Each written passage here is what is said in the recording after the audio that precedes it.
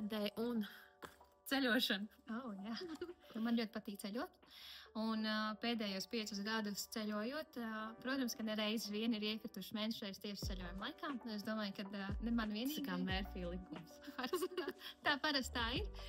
Un arī ceļojumos es dodos ar mēnešreizu apakšveļu. Ne tikai es, bet arī ļoti daudz mūsu klientes, arī aktīvas, kalnos kāpējas, pārgājienos, kas iet ļoti daudz dažādu īstenībā ceļošanas veidu.